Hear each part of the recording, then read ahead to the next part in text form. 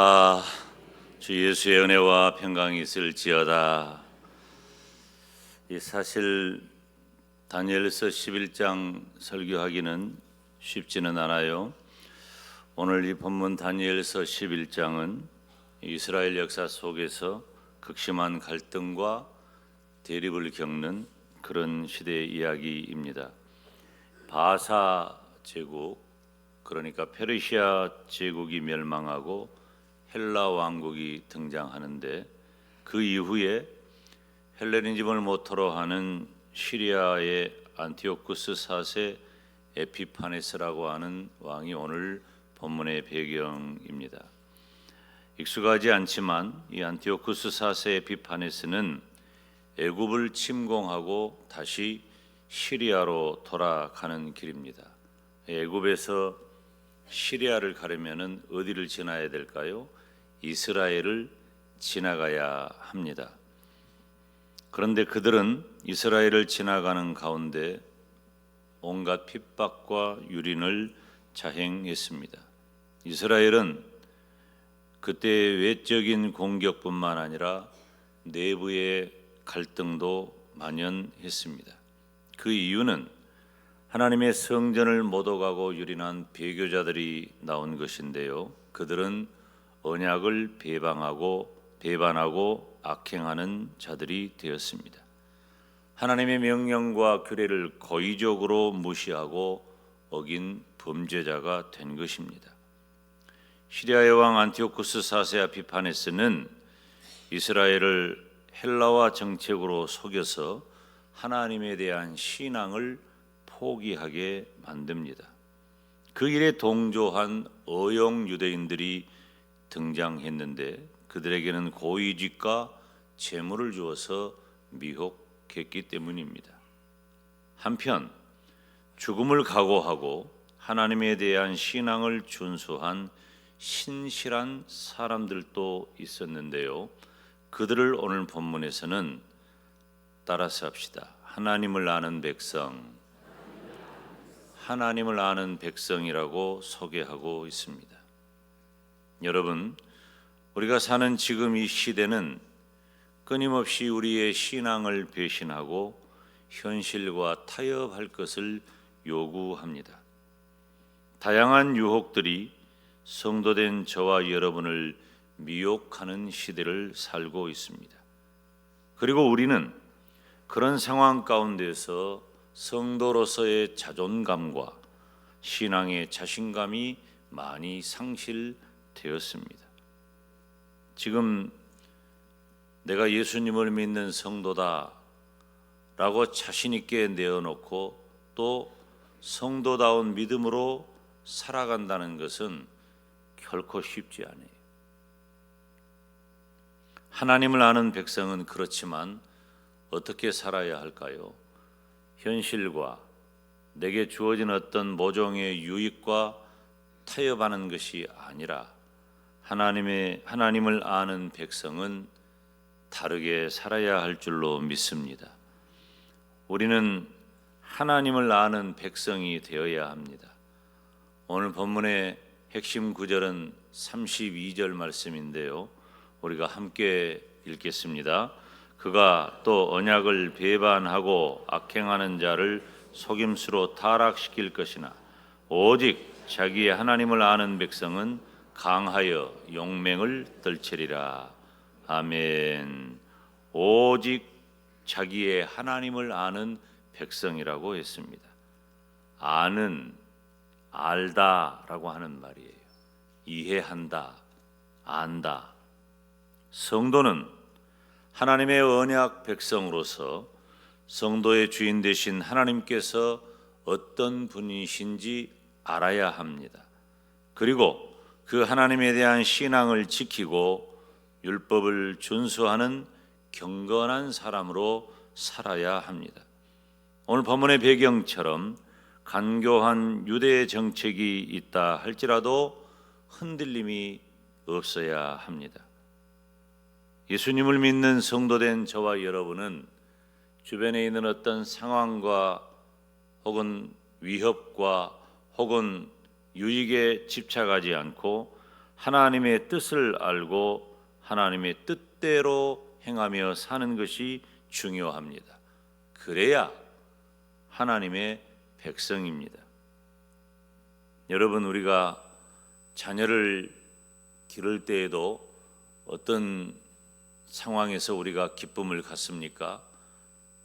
부모님의 뜻에 합당하고 이 세상의 이치에 흔들리지 않는 좋은 칭찬을 들을 만한 상황이 펼쳐질 때 우리는 부모로서 그래야 내 자식이지 라고 하는 자존감을 갖게 되는 것입니다.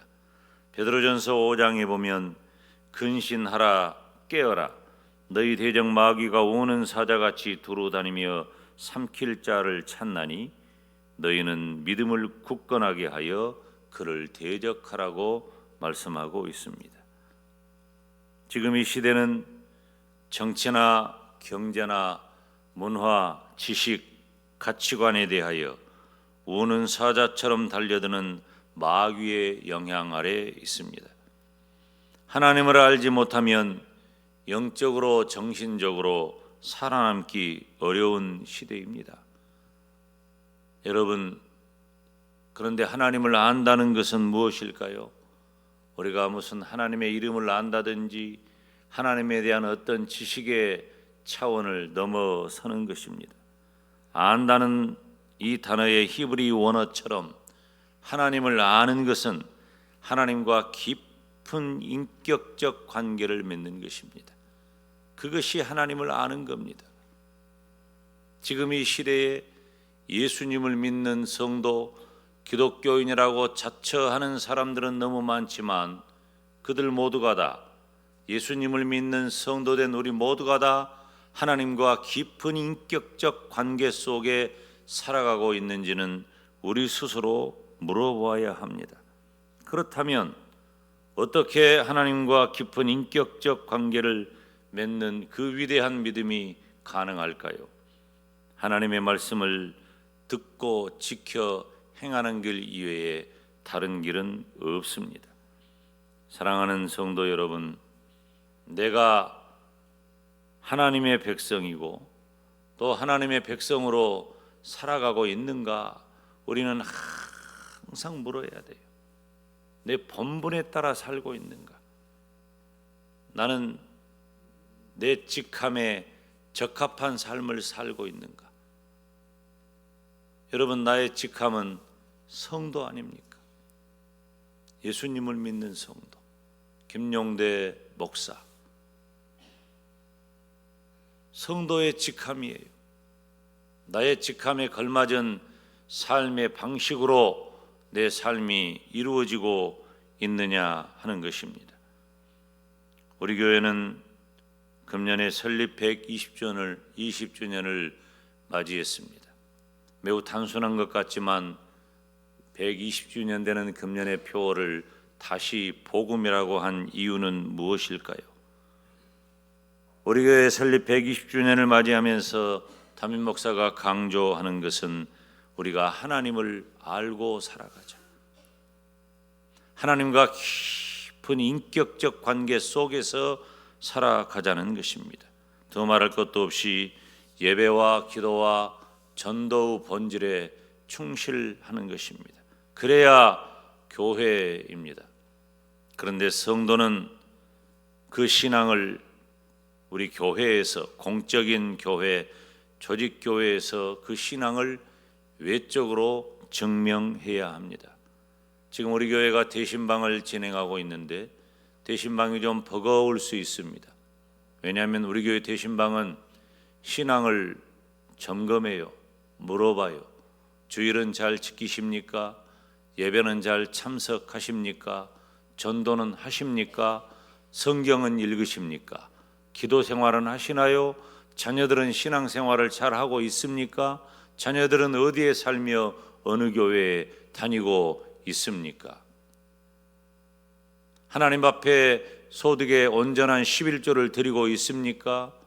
기관 활동은 열심히 하고 계십니까? 이런 여러 가지 신앙을 점검하는 일은 점검하는 목사로서도 쉬운 일은 아니지만 신방을 받는 성도 역시 결코 쉬운 일은 아닙니다. 그렇지만 그렇게 우리의 신앙을 점검하고 나서 잘한 부분은 기뻐하고 감사하며 축복하고, 미흡한 부분은 다시 그 일을 힘쓰기 위하여 권면하고, 주의 종은 그 가정과 성도의 하나님의 말씀으로 축복하는 대신방을 진행 중입니다. 우리의 신앙을 증명해야 되기 때문입니다.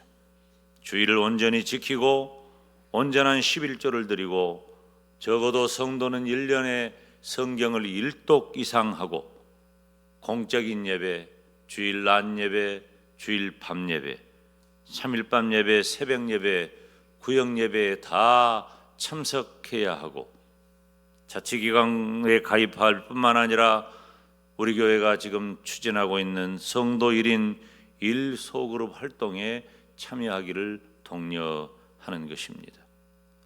영광대교에 다니기 참 힘들다, 그런 생각을 할 수도 있습니다. 그렇지만 모든 성도는 교회를 중심으로 살아야 하고, 교회를 중심으로 사는 성도가 될 때에 이 혼탁한 세상에서 오직 자기의 하나님을 아는 백성으로 살아갈 수 있는 것입니다. 우리가 말로는 예수님을 믿는 성도가 되었다고 하고, 나는 예수님을 믿으니 나중에 죽으면 천국 간다고 하고, 우리 주님이 오셔서 마지막 심판을 하시는 그날이 온다면 우리는 들림을 받는다고 말은 하지만, 우리의 신앙으로, 우리의 삶으로 그것을 증명해야 하는 것입니다. 여러분, 예수님 믿고 구원받는 것이 논리적으로 그리고 실제적으로 그렇게 어렵게 느껴지지 않습니다. 그렇지만 가벼이 여기면 안 됩니다.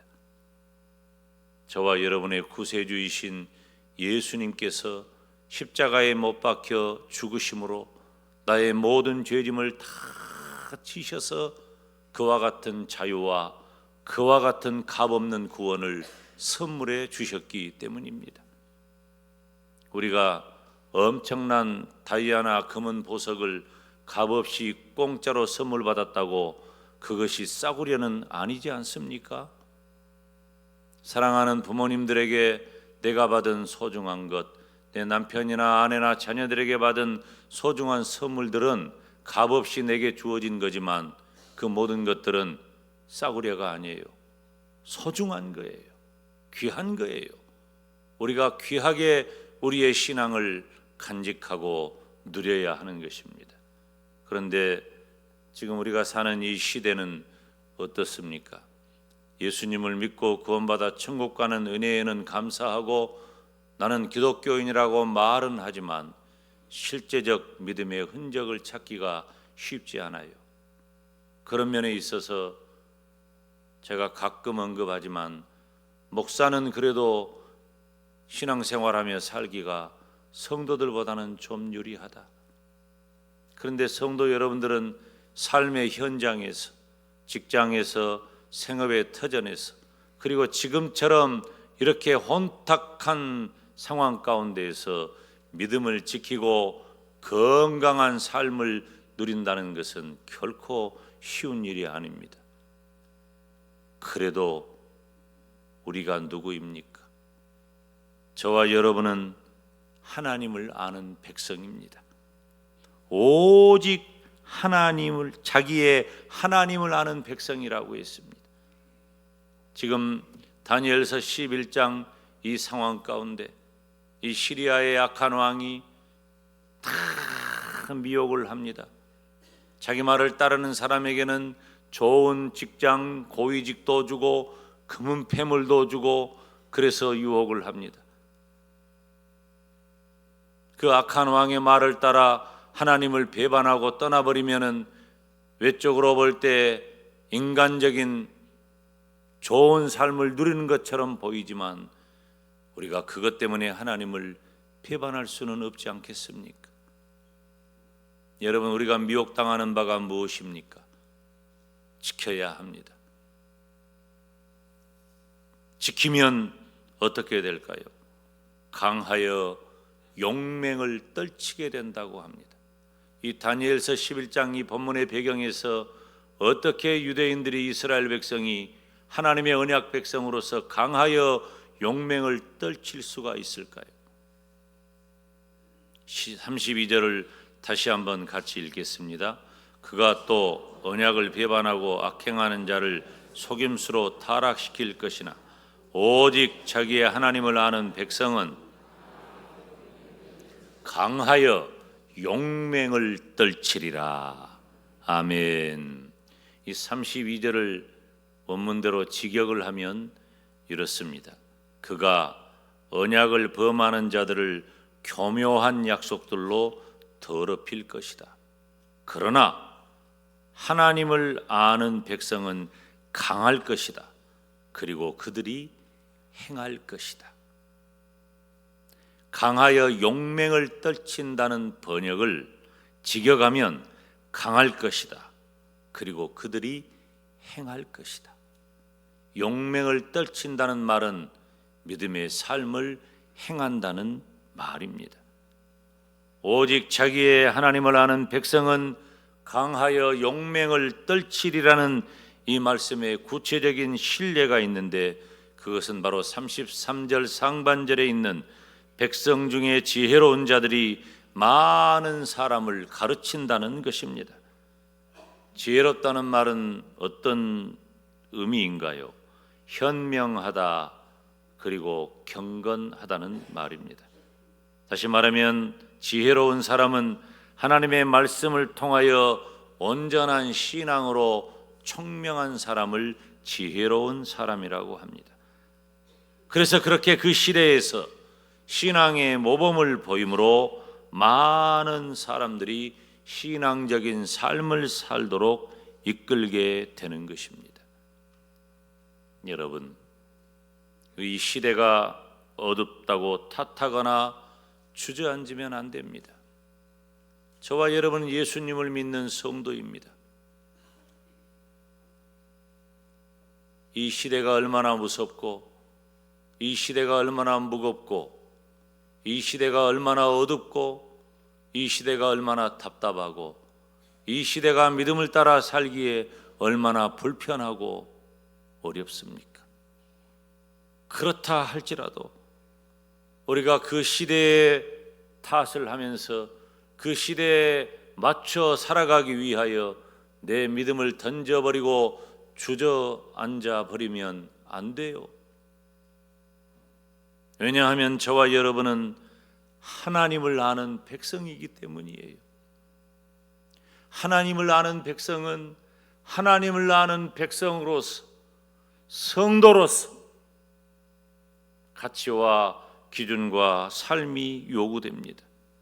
내 힘으로는 할 수 없어요. 내게 능력 주시는 자 안에서 내가 모든 것을 할 수 있음을 믿으시기를 축원합니다. 이사야 40장에 기록한 대로 오직 여호와를 앙망하는 자는 새 힘을 얻으리니 독수리가 날개치며 올라감 같을 것이요 다른 박질하여도 곤비하지 아니하겠고 걸어가도 피곤하지 아니하리로다. 우리는 피곤하고 지치고 두렵고 어렵고 힘든 이 상황만 보지 말고 오직 여호와를 앙망하는 자는 새 힘을 얻으리니 독수리가 날개치며 올라감 같을 것이다. 이 시대에 영적인 독수리가 되시기를 주님의 이름으로 축원합니다. 사랑하는 성도 여러분, 혹시 오늘 예배하는 우리 중에 개인적인 이유나 신앙적인 이유로 마음이 무너지거나 힘들어하는 분은 없으신가요? 그렇다면 오직 자기의 하나님을 아는 백성은 강하여 용맹을 떨치리라고 하는 이 말씀의 주인공이 되시기를 주님의 이름으로 축원합니다. 우리가 살아가는 인생 중에는 얼마든지 우리는 위기를 만나고 어려움을 만나고 두려움에 노출됩니다. 목사도 예외가 아니에요. 가끔 제 친구가 그런 얘기를 할 때가 있어요. 어이, 자네 좀 웃소. 어째 통 웃지를 않는가? 맛있는 밥을 나눠 먹고 같이 대화를 하고 즐겁게 웃는데 나만 이러고 있는 거예요. 그리고 꼭 물어봐요. 뭔 일 있는가? 뭔 일 있으면 지들이 해결해 주나? 여러분, 무슨 일이 있고 근심이 있어서가 아니라 또 제 스타일이기도 해요. 저는 이제 요즘 예전보다도 제가 미안합니다. 정직하게 말하지만 그전만큼 책을 많이 읽지는 못해요. 그전만큼 많은 책은 읽지는 못해.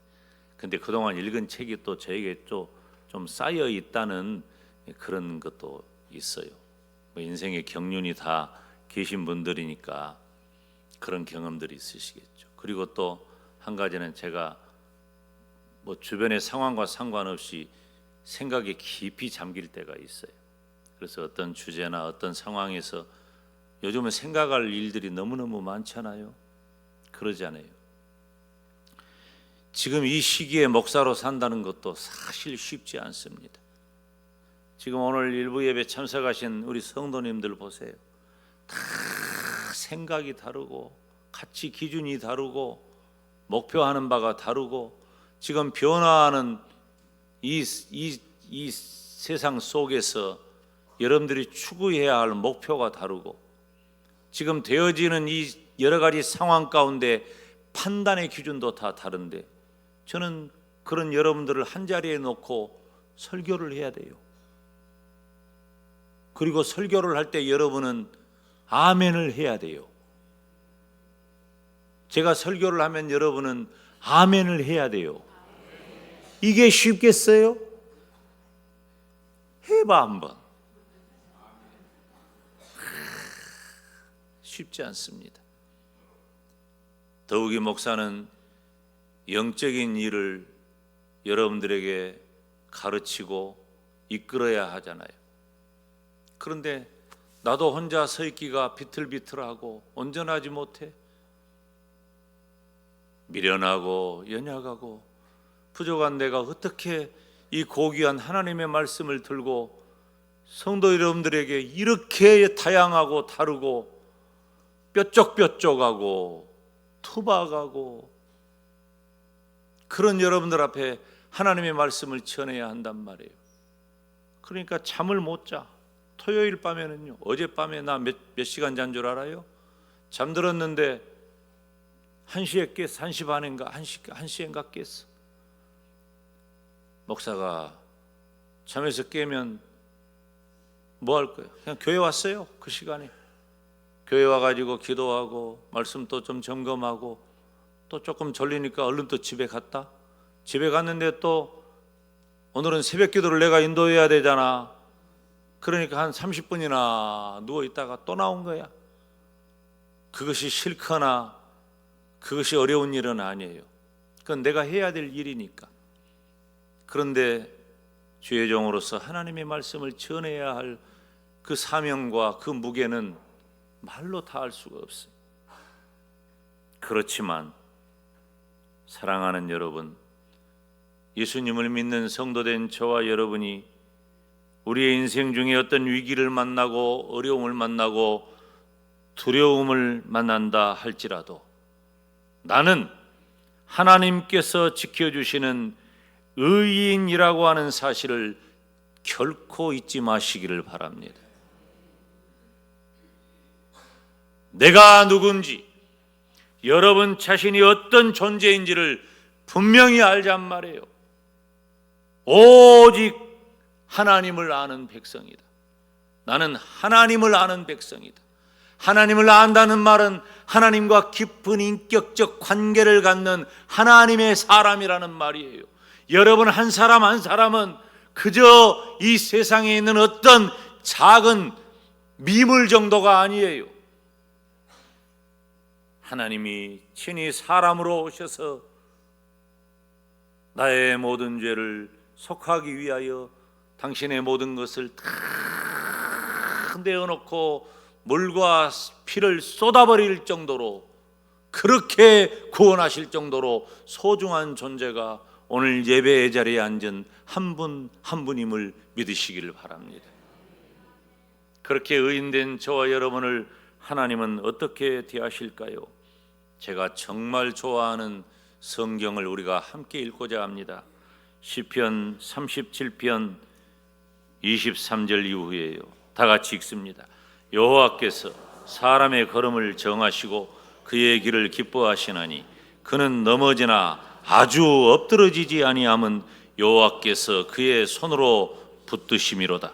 내가 어려서부터 늙기까지 의인이 버림을 당하거나 그의 자손이 걸식함을 보지 못하였도다. 그는 종일토록 은혜를 베풀고 구워주니 그의 자손이 복을 받는도다. 악에서 떠나 선을 행하라. 그리하면 영원히 살리니 여호와께서 정의를 사랑하시고 그의 성도를 버리지 아니하심이로다. 사랑하는 여러분, 지금 우리가 살아가는 이 시대에는 성도된 우리를 미혹하는 영적인, 육적인, 제도적인 해악들이 너무너무 많아요. 그래도 우리는 믿음을 지켜야 하고, 우리가 믿음을 지키고 살기만 한다면 하나님과 깊은 인격적 관계를 맺고 하나님의 말씀을 듣고 지켜 행하기만 한다면 하나님은 의인된 나를 우리가 가끔 혹 넘어지기는 할지라도 아주 엎드러지지 않도록 우리를 다시 일으켜 세워주시고 우리를 버리지 아니하시고 지켜주시고 복되게 하실 줄로 믿습니다. 부족한 종이 관심을 갖는 것 중 하나는 지금 한국교회, 특별히 우리 교단 안에서 사이비 이단의 창궐과 종교다원주의의 위협이 있다는 것입니다.